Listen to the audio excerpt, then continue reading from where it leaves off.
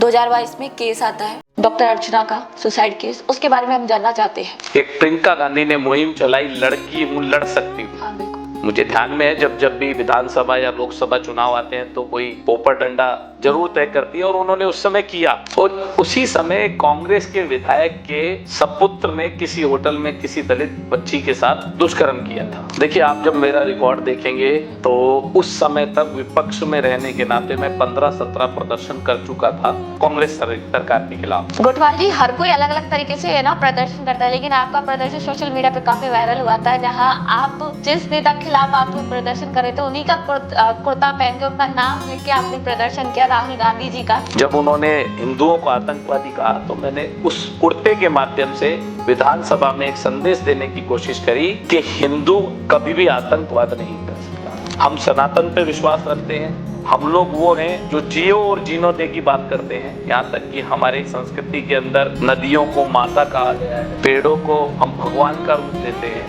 पूछना चाहूंगी, आप लोगों के नेता हैं या फिर राजनीति के नेता? मेरा स्वभाव है, मैं अन्याय को बर्दाश्त नहीं करता, इसलिए मैं सदैव संघर्ष करना मेरी नेचर है। बार बार जब विधानसभा में जाते हैं वो एक ही मुद्दा उठाते हैं कि संविधान, आपको लगता है कि संविधान खतरे में है? देखो, मुझे तो ये लगता है संविधान डेफिनेशन ही नहीं पता।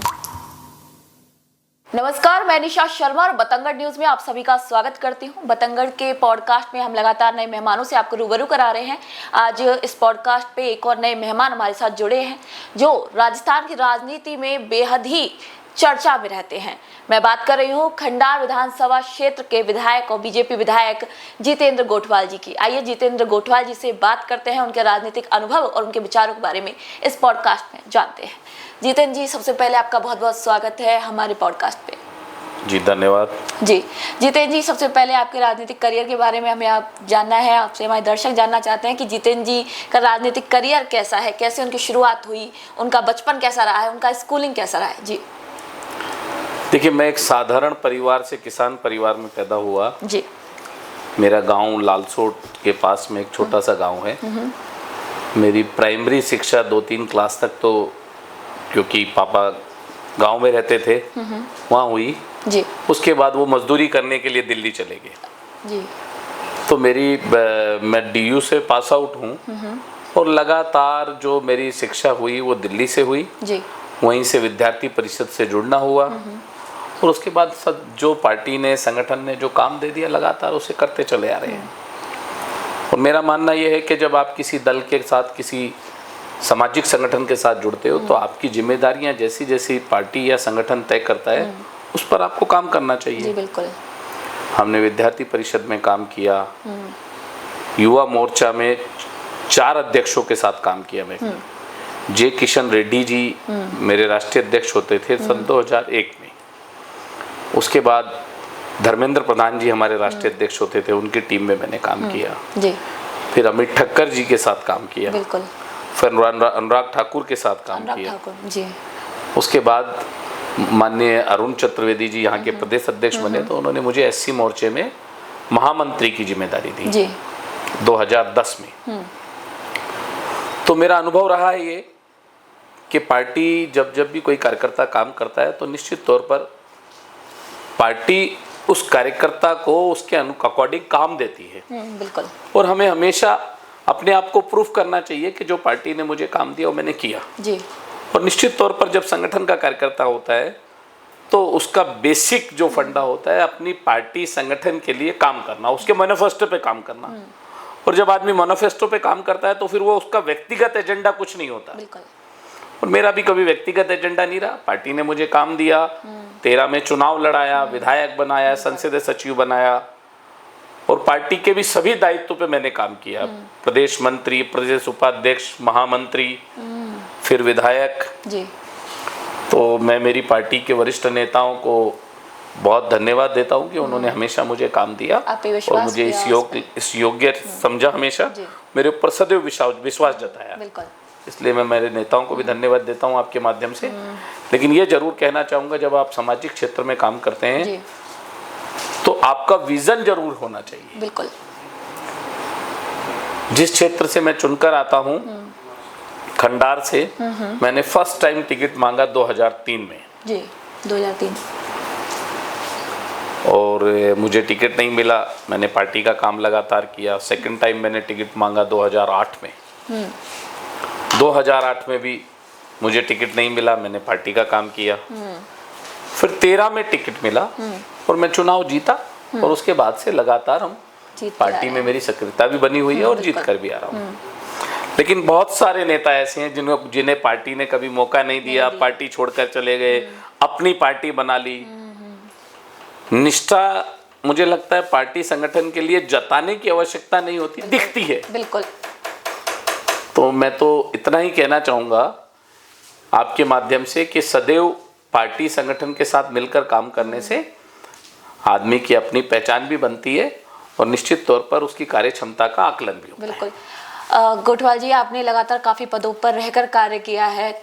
हम जब किस राजनीति में जाते हैं तो काफ़ी सारी समस्याएं हमारे साथ जुड़ जाती हैं, चुनौतियां आती है। तो क्या कुछ चुनौती आपने फेस की इस दौरान? देखिए, मुझे लगता है जब सामाजिक क्षेत्र में आप आ जाते हैं तो उसके बाद चुनौतियों के लिए आपको प्रिपेयर भी रहना चाहिए। बिल्कुल।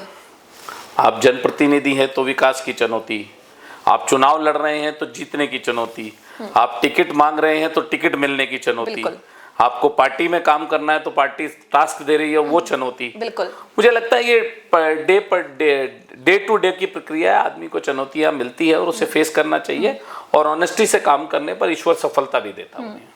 एक छोटा सा सवाल कि आप लोगों से कनेक्ट रहते हैं तो मैं पूछना चाहूंगी, आप लोगों के नेता हैं या फिर राजनीति के नेता? देखिए, मैं तो ये कहना चाहूंगा कि मैं जनता का नेता हूं जी। और मैं सदैव दायित्व पे रहूं या ना रहूं, लेकिन सदैव मेरा जनता से जुड़ाव रहता है, समाज में लोगों से जुड़ाव रहता है। और उसी का कारण है क्या मैंने विपक्ष के समय भी 10-10, 20-20 हजार लोगों की संख्या के आंदोलन किए जी। सामाजिक लोगों को न्याय दिलाने के लिए लड़ा और कई बार पार्टी के बैनर के नीचे लड़ा, कई बार समाज के बैनर के लिए नीचे लड़ा। लेकिन मेरा स्वभाव है, मैं अन्याय को बर्दाश्त नहीं करता, इसलिए मैं सदैव संघर्ष करना मेरी नेचर में है। तो कह सकते हैं आप लोगों के नेता हैं। निश्चित तौर पर। मैं बिल्कुल, मैं भी कहता हूँ, ऐसा लोग भी कहते हैं। हाँ, बिल्कुल। एक घटना थी, उसके बारे में आपसे पूछना चाहूंगी। 2022 में केस आता है डॉक्टर अर्चना का, सुसाइड केस, उसके बारे में हम जानना चाहते हैं। थोड़ा सा उसके बारे में हमें आप ब्रीफ कीजिए, हमारे दर्शक भी उसके बारे में जानना चाहेंगे। देखिए, जब चुनाव हारने के बाद मुझे पार्टी ने जिम्मेदारी दी, प्रदेश मंत्री के नाते मैं पूरे प्रदेश में दौड़ रहा था। उस बीच में एक प्रियंका गांधी ने मुहिम चलाई, लड़की हूं लड़ सकती हूं। हाँ, बिल्कुल जी। प्रियंका गांधी जी मुझे ध्यान में है, जब भी विधानसभा या लोकसभा चुनाव आते हैं तो कोई पोपट डंडा जरूर तय करती है और उन्होंने उस समय किया। और उसी समय कांग्रेस के विधायक के सपुत्र ने किसी होटल में किसी दलित बच्ची के साथ दुष्कर्म किया था। तो मैंने एक ट्रेन की टिकट भेजी जी प्रियंका जी को और मैंने उनको कहा, लड़की हूं लड़ सकती हूं का नारा आप उत्तर प्रदेश में या और किसी स्टेट में देते हैं तो आइए हमारे यहाँ की बहन बेटी को, लड़की को भी लड़ना सिखाइए। बिल्कुल। मैंने उनको आमंत्रण पत्र भेजा जी। और मुझे लगता है मैंने सही किया था। ये दौर चल रहा था, उस बीच में कांग्रेस के मुख्यमंत्री अशोक गहलोत जी थे। उनको सदैव जब भी कोई गांधी परिवार के लिए कोई टिप्पणी करता है तो उनकी आंखों में चुभने लगता है। तो उन्होंने एक टास्क समझ लिया मुझे। और इस बीच में हमारे राष्ट्रीय अध्यक्ष जी सवाई माधोपुर आने वाले थे, हम लोग उसकी तैयारी में लगे हुए थे। इन बिटवीन लालसोट में हॉस्पिटल में इलाज के दौरान एक दलित महिला की मृत्यु हो जाती है। मृत्यु दिन में 11 बजे होती है। 12 बजे से धरना प्रदर्शन प्रारंभ होता है। जब वो धरना प्रदर्शन प्रारंभ होता है तब से वो लोग मुझसे संपर्क करना प्रारंभ करते हैं जी। क्योंकि मेरा गांव वही है और मैं मेरी समाज का नेतृत्व करता हूँ। दलित समाज को ऐसा लगता है कि जितेंद्र गोठवाल हमारी लड़ाई लड़ सकता है, तो इसलिए मैं सदैव उनके साथ खड़ा नजर आता हूँ। तो उन्होंने उस विश्वास के साथ मुझे फोन किया। लेकिन क्योंकि मेरी प्रायोरिटी राष्ट्रीय अध्यक्ष जी थे, मैं उस कार्यक्रम में लगा हुआ, मैं नहीं आ पाया। तो रात को लगभग 10:30 बजे तक उन्होंने मेरे को जब लगातार बात की मेरे से, तो मैंने कहा चलो एक बार चल के देखा जाए। जी। इस बीच में धरना प्रदर्शन कंटिन्यू 12:30 बजे से प्रारंभ हो गया, 11 बजे उसकी मृत्यु हुई, 12:30 बजे से धरना प्रारंभ हुआ। शाम को 6:50 पर पुलिस ने डॉक्टर अर्चना शर्मा के खिलाफ 302 में FIR दर्ज कर दी, ठीक है। जबकि डॉक्टर्स के खिलाफ 302 में FIR दर्ज करना किसी एक्ट में नहीं है। एक्सीडेंटल अगर डॉक्टर के द्वारा किसी की डेथ हो जाती है ट्रीटमेंट के दौरान या कोई भी आरोप लगता है तो 304 में FIR दर्ज की जाती है, ठीक है। 304A में या 304 में, ठीक है।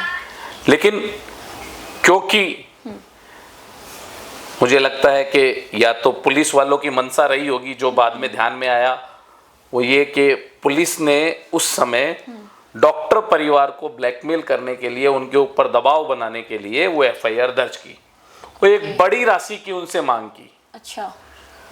वो बड़ी राशि जब वो लोग नहीं दे पाए तो मुझे लगता है ये घटना हो गई, एक एक्सीडेंट था, या मुझे लगता है पुलिस ने जो किया उसका डर था। लेकिन मैं FIR दर्ज हो जाती है 6:50 पे, मैं रात को पहुंचता हूँ, 11:30 बजे 10:30 बजे से सवाई माधोपुर से चल के 1 घंटा मैं धरना स्थल पर बैठता हूँ, क्योंकि मैं जनप्रतिनिधि रह चुका हूँ। बिल्कुल। इसलिए नेचुरली मुझे सरकार के नुमाइंदों से बात करनी चाहिए थी, तो मैंने की, कलेक्टर से, SP से, वहाँ पर जो CO थे उस समय उनसे, सब लोगों से मैंने बात की और मैंने लगभग 12:30 बजे धरना समाप्त किया। समाप्त करके मैं सवाई माधोपुर के लिए निकल गया, ठीक है। क्योंकि अशोक गहलोत जी के दिमाग में तो प्रियंका गांधी की चिट्ठी चल रही थी, तो उन्होंने इस केस के अंदर जानबूझकर कुछ कथाकथित नेताओं के कहने पर मुझे इस केस से जोड़ा। तो आपको लगता है कि जब कांग्रेस की पार्टी थी इसीलिए आपको इस आरोप में, क्योंकि आप निष्पक्ष तरीके से उस बात को रख रहे थे, इसीलिए आपको घेरा गया था? देखिए, आप जब मेरा रिकॉर्ड देखेंगे तो उस समय तक विपक्ष में रहने के नाते मैं 15-17 प्रदर्शन कर चुका था कांग्रेस सरकार के खिलाफ, और उसमें मुखबिर बच्ची के साथ भी बलात्कार का मामला था, और अलवर वाला मामला भी था, एक बीकानेर का मामला था, एक नागौर का मामला था, एक दौसा का मामला था, एक सवाई माधोपुर का मामला था। इस तरह से मैं काफ़ी धरने प्रदर्शन कर चुका था, और इनको कहीं ना कहीं ऐसा लगता था कि दलितों में हमारा जन आधार इस क्षेत्र में जितेंद्र गोठवाल के माध्यम से भारतीय जनता पार्टी की ओर बढ़ता जा रहा है, और नेचुरली उन्हें लगा कि कहीं ना कहीं मुझे डैमेज करना चाहिए, तो उन्होंने इस झूठे केस में मुझे फंसाया, और मुझे कहते हुए कतई शर्मिंदगी नहीं है, ना ही कोई मुझे डर है कि कांग्रेस के बड़े नेता कभी भी नहीं चाहते थे कि जितेंद्र गोठवाल उस बेल्ट में नेता बने, इसलिए उन्होंने ये किया, और उसका परिणाम उन्हें भुगतना पड़ा। हमारी पूरी क्षेत्र के अंदर कांग्रेस साफ हो गई। लालसोट के अंदर पहली बार इतनी बड़ी हार हुई, मेरी समाज के लोगों ने मुझे प्यार दिया, और उस गिरफ्तारी का जवाब मेरी समाज के लोगों ने वोटों की पेटी के अंदर भारतीय जनता पार्टी को जिताकर रियलाइज कराया। बिल्कुल। और मेरा मानना है कि अन्याय होता है, सत्य सत्य होता है, और सब चीज़ें जब सुप्रीम कोर्ट के, हाई कोर्ट के माध्यम से सामने आई तो लोगों ने मेरा अभिवादन भी किया, मुझे धन्यवाद भी दिया, लेकिन मेरे मन में एक ये पीड़ा जरूर रहेगी कि राजनीति का स्तर इतना गिर गया कि अपने दल को बचाने के लिए या अपने नेताओं को संरक्षण देने के लिए, अपने नेताओं को राजी करने के लिए आप लोग किसी के जीवन के साथ खेल सकते हो। कांग्रेस ने ये किया,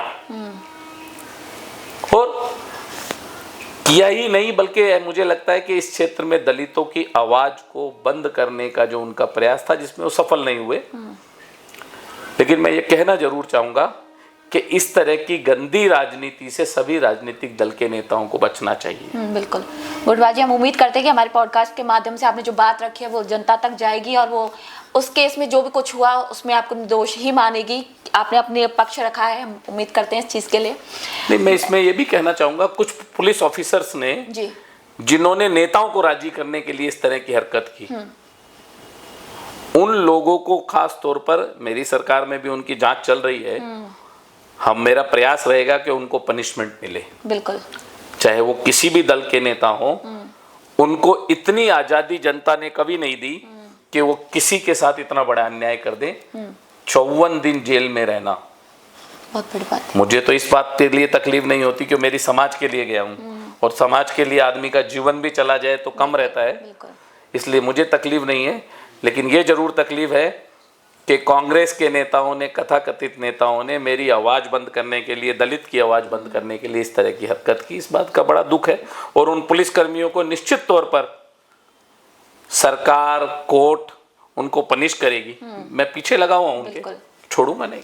गोटवाल जी, ये घटना जब घटी थी उसके बाद आप जेल गए थे, उसके बाद आप बाहर आए, तो आपकी छवि पे कोई इफेक्ट पड़ा? जो लोग आपको प्यार करते हैं वो प्यार बरकरार रहा, तो उसके बारे में थोड़ा। मेरा जनाधार बढ़ा, जी, समाज को लगा कि हमारी लड़ाई लड़ने वाला आदमी हमारे लिए 53 दिन जेल में रहकर आया, और मुझे सभी समाजों ने बड़ा प्यार दिया, बहुत आशीर्वाद दिया। जी, और उसका परिणाम है लाल खंडार के अंदर पहली बार डायरेक्ट कंपटीशन में, डायरेक्ट चुनाव के अंदर भाजपा जीती है। जी, नहीं तो सदैव ये मानते थे कि खंडार में त्रिकोणीय मुकाबला में ही भारतीय जनता पार्टी जीतेगी, लेकिन पहली बार ऐसा हुआ डायरेक्ट फाइट में मैं 14,500 वोटों से जीता हूँ।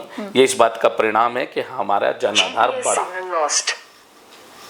तो कह सकते हैं कि जो लोग आपको गिराने की कोशिश कर रहे थे उन्हीं लोगों ने आपको उठा दिया। ये कह सकते हैं लोगों का प्यार इतना था कि त्रिकोणीय नीति जो आप बोल रहे थे उसमें आप बहुत ही अच्छी जीत आपने हासिल की, आप विधायक बने हो लोगों के प्यार से, बोल सकते हैं इस बात को। नहीं, जिन लोगों ने गिराने की कोशिश की उन्होंने तो कसर नहीं छोड़ी जी बिल्कुल, लेकिन जिन्होंने स्नेह दिया और प्यार दिया उन्होंने मुझे आगे वही बढ़ाया। कि जिन लोगों ने गिराने की कोशिश, कभी कभी होता है कि हम किसी को गिराने की कोशिश करते हैं लेकिन हमारी छवि ऑटोमेटिक उड़ जाती है, तो उन्होंने गिराने की कोशिश की लेकिन आपकी छवि उभर के ही आई थी। उभर के आई और मैं चुनाव जीता। बिल्कुल, और मेरी पार्टी ने और मेरे नेताओं ने मुझे बहुत सहयोग दिया। बिल्कुल, और उसके कारण मैं आज प्रदेश का महामंत्री भी और विधायक भी हूँ। बिल्कुल। हर पार्टी की जब सत्ता आती है तो एक दूसरे के ऊपर आरोप प्रत्यारोप लग जाते हैं। अभी कुछ समय पहले कांग्रेस भी लगातार आरोप लगाती आई है कि बीजेपी के अंदर अनबन चल रही है। ऐसा कुछ देखने को भी मिला था। अभी रिसेंट में मुख्यमंत्री जी की मीटिंग चल रही थी, उस समय आप भी थे, जो कृषि मंत्री हमारे किरोड़ीलाल मीणा वो भी थे वहां पर, तो उस समय अनबन की तस्वीरें सामने आई थी। तो वो किस्सा क्या था, वो क्या घटना थी कि अनबन की तस्वीर बाहर आई? देखिए, मेरी उनसे कोई इस तरह की बात हुई नहीं। मैंने मेरा मुख्यमंत्री जी के सामने विषय रखा था और मुझे लगता है कि ये विधायक दल के विषय हैं जी, और ये मुझे आपसे चर्चा नहीं करने चाहिए। लेकिन इतना जरूर कहूँगा कि मैं किसी भ्रष्ट अधिकारियों के खिलाफ कार्रवाई की मांग कर रहा हूँ और मेरी सरकार जीरो टॉलरेंस पे काम करती है। उन पर निश्चित तौर पर कार्रवाई होगी, क्योंकि जल जीवन मिशन पूरे राजस्थान का ही एक बहुत बड़ा घोटाला है और उस घोटाले में कई लोगों को सजा भी हो चुकी है और मेरी भी खंडार की कोई इस तरह का विषय है और निश्चित तौर पर मुझे पूर्ण विश्वास है कि उसमें सरकार और दोषियों को सजा देगी। तो कह सकते हैं कि बीजेपी के अंदर कोई अनबन नहीं चल रही है किसी भी नेता के बीच में? बिल्कुल नहीं चल रही है। हमारी विधायक दल में कोई चर्चा नहीं हुई, कोई नोकझोंक नहीं हुई। और हम विधायक दल में जब बैठते हैं तो इस बात की रणनीति क्या तय करते हैं कि सदन को कैसे चलाना है, सरकार की प्रेजेंटेशन कैसे रखनी है। तो सभी मंत्री अपनी अपनी प्रेजेंटेशन रख रहे हैं और महामंत्री के नाते मैं भी अपनी पार्टी के अंदर जो परफॉर्मेंस है वो देने की कोशिश कर रहा हूँ। गोटवाल जी, हर कोई अलग अलग तरीके से ना प्रदर्शन करता है, लेकिन आपका प्रदर्शन सोशल मीडिया पे काफी वायरल हुआ था, जहां आप जिस नेता के खिलाफ आप प्रदर्शन कर रहे थे उन्हीं का कुर्ता पहन के उनका नाम लिख के आपने प्रदर्शन किया, राहुल गांधी जी का। तो आप मुझे उनके बारे में थोड़ा सा बताएं कि वो क्या घटना थी। वो किस्सा बहुत सोशल मीडिया पे वायरल हुआ था, लोग जानने के लिए उत्सुक है कि किस तरीके का प्रदर्शन किया आपने, क्योंकि लोग काले झंडे लेके जाते हैं, कैंडल मार्च करते हैं, लेकिन आप अनोखे अंदाज में विधानसभा के अंदर गए थे। उन्होंने हिंदुओं को आतंकवादी कहा था। राहुल गांधी हमेशा इस तरह की घटनाएं करते हैं जिससे उनको मीडिया में कवरेज मिले, लेकिन वो ये भूल जाते हैं कि जन आधार आदमी नेता की कार्यशैली से बनता है, बिल्कुल, ना कि किसी पे टिप्पणी करने से या किसी समाज को नीचा दिखाने से। जब उन्होंने हिंदुओं को आतंकवादी कहा तो मैंने उस कुर्ते के माध्यम से विधानसभा में एक संदेश देने की कोशिश करी कि हिंदू कभी भी आतंकवाद नहीं कर सकता। हम सनातन पे विश्वास रखते हैं, हम लोग वो हैं जो जियो और जीनो दे की बात करते हैं। हम लोग वो हैं जो कभी किसी को नुकसान नहीं पहुंचाते। हम लोग वो हैं जो बाकी समाज के लोगों को साथ लेकर, यहाँ तक कि हमारी संस्कृति के अंदर नदियों को माता कहा गया है, बिल्कुल, पेड़ों को हम भगवान का रूप देते हैं, बिल्कुल, पेड़ों को माँ का रूप देते हैं हम लोग एक मूर्ति जिसमें कहते हैं कि हम जीव है या नहीं है, एक बहुत बड़ा चर्चा का विषय है, लेकिन हम उसको अपना आराध्य मानकर बिल्कुल, उसकी रात दिन पूजा करते हैं। सनातन धर्म में जो दिया गया है उसमें सनातन धर्म में यही सिखाया गया है, हमें कभी किसी को नुकसान नहीं पहुंचाना चाहिए। निश्चित तौर पर हिंदू कभी भी आतंकवादी नहीं हो सकता। मैंने ये संदेश देने की कोशिश करी और वो संदेश पूरे देश में गया और निश्चित तौर पर राहुल गांधी ने, मुझे लगता है कि उससे कुछ सीखा भी। उसके बाद ऐसे शब्दों का प्रयोग उसने कम किया, लेकिन वो बेचारा समझता कम है, तो कई बार कर भी दिया, लेकिन कम किया, मुझे ऐसा लगता है। राहुल गांधी को लेकर हम बात कर रहे हैं तो वो लगातार जब भी विधानसभा में आते हैं एक ही बात बोलते हैं, जातिगत जनगणना करवानी चाहिए, जातिगत जनगणना करवानी चाहिए। आप खुद अनुसूचित जाति मतलब दलित जाति से आते हैं, तो आपका इसके ऊपर क्या पक्ष है, आप क्या कहना चाहेंगे इसके बारे में? देखिए, हमारी सरकार सदैव चाहती है कि जातिगत गणना हो, लेकिन सही समय पे हो और उसके लिए जो सिस्टम सरकार डेवलप करना चाहती है उस सिस्टम के अकॉर्डिंग हो, ताकि पारदर्शिता रहे उसके अंदर जी। इनकी जो मंशा है वो जातिगत गणना की लोगों के अंदर विश्वास पैदा करने की नहीं, लोगों को लड़ाने की है। सोच में फर्क है। हम जनहित के लिए करना चाहते हैं, वो आपसी सामाजिक विद्रोह को बढ़ाने के लिए करना चाहते हैं। हम लोग समाज में फूट ना पड़े उस दृष्टि से गणना को करवाना चाहते हैं, और ये लोग चाहते हैं जाति से जाति, धर्म से धर्म, भाई से भाई लड़े। दोनों का दृष्टिकोण अलग अलग है।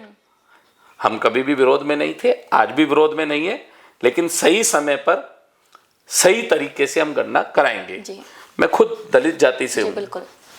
मैं महसूस करता हूँ मोदी जी की सरकार बनने के बाद आज ऐसे हालात हैं, पूरे देश भर में दलित अपने आप को सुरक्षित महसूस करता है जी। आज ऐसे हालात हैं, पूरे देश भर का दलित अपनी बात स्वतंत्र तरीके से कहता है। हमारे राजस्थान में भी भजन लाल जी की सरकार है।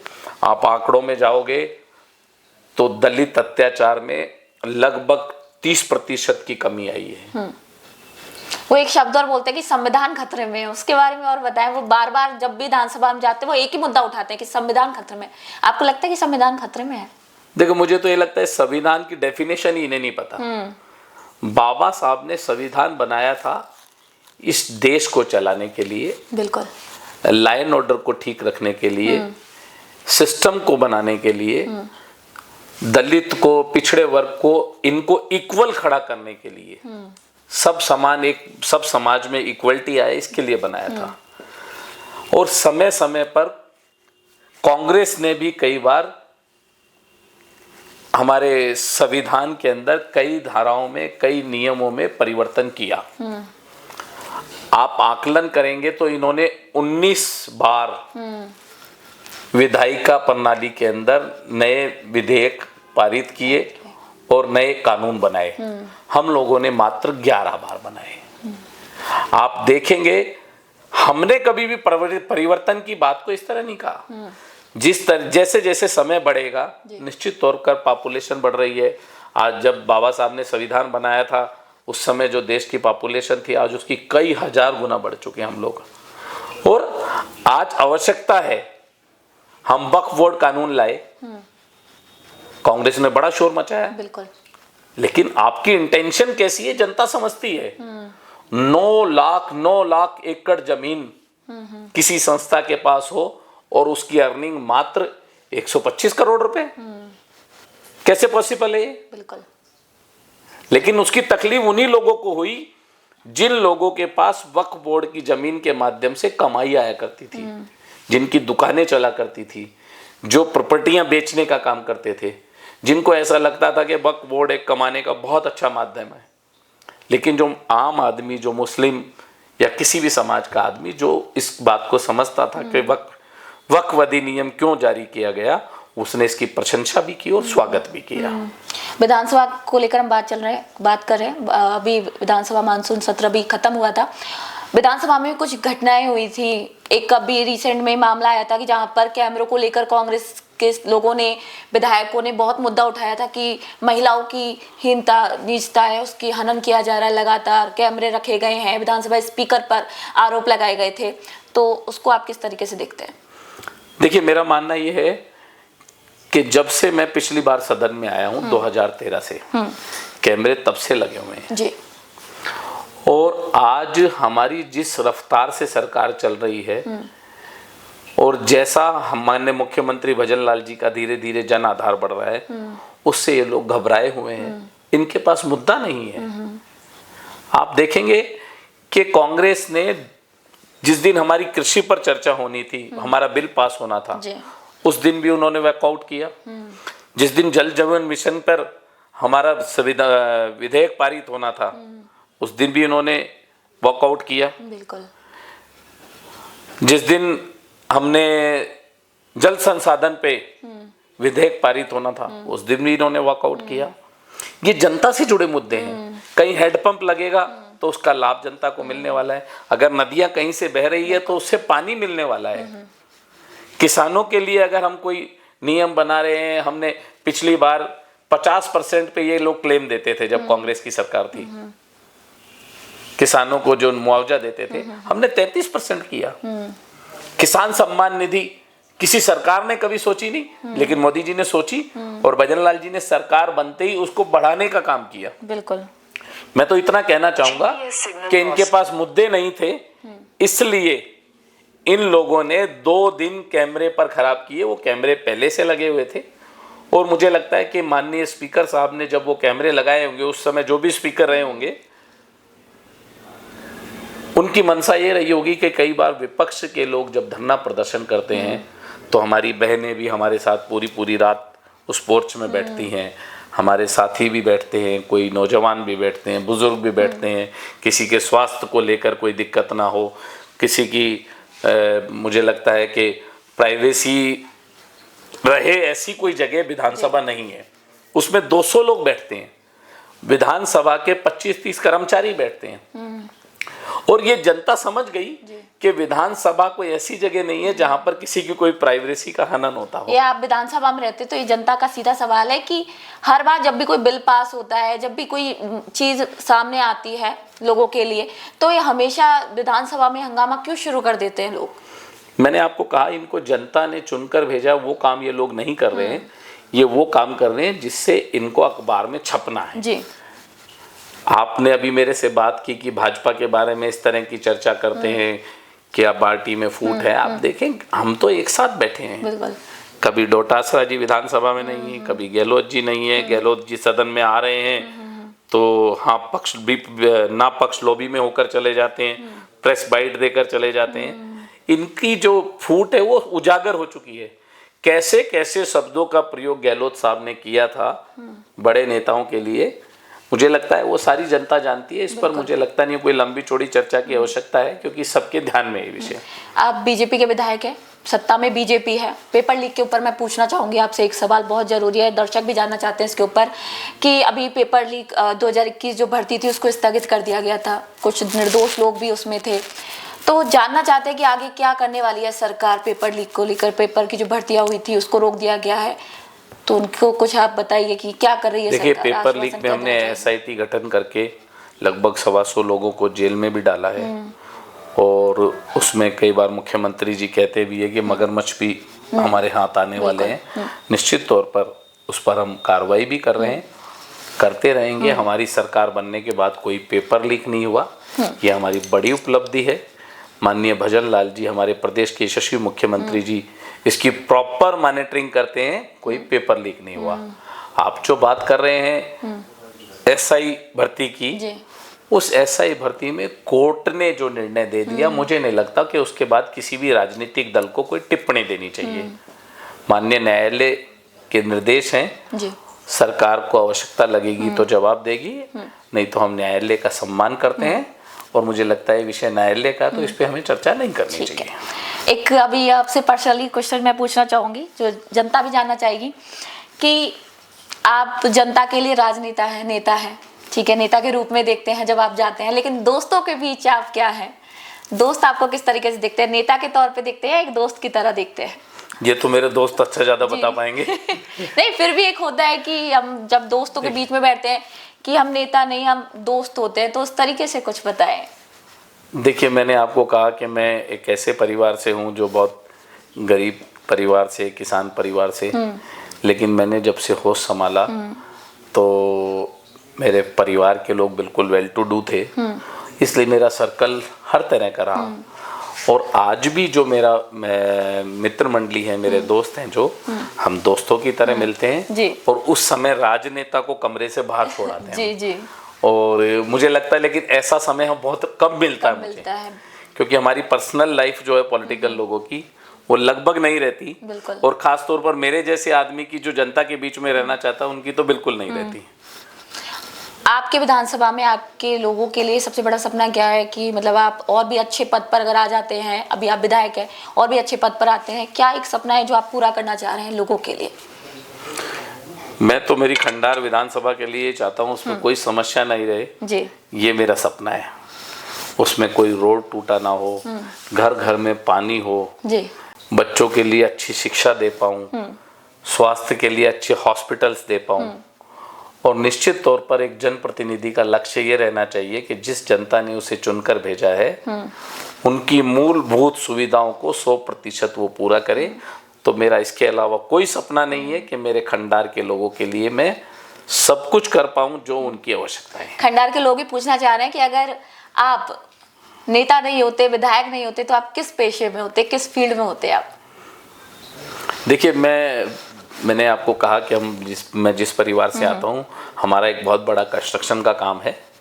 मेरे एक भाई आर्किटेक्ट हैं, 2-3 भाई कॉन्ट्रैक्टर हैं, और बहुत बड़ा बिजनेस है मेरा। हाँ, ये ठीक है कि बिजनेस में मैं कभी इन्वॉल्व नहीं रहा जी, लेकिन निश्चित तौर पर मैं भी कॉन्ट्रैक्टर ही होता। हाँ जी, बिल्कुल। कुछ सवाल मैं नॉर्मली पूछूंगी, आपको बताना है, एक शब्द में उनका आंसर देना है। राहुल गांधी जी। इसका सवाल कई बार अखबारों में छप जाता है, पप्पू या किस इस तरह का शब्द, तो मुझे लगता है मुझे कहने की आवश्यकता नहीं है। हमारे देश के प्रधानमंत्री नरेंद्र मोदी जी। वो एक हमारे लिए प्रेरणा है।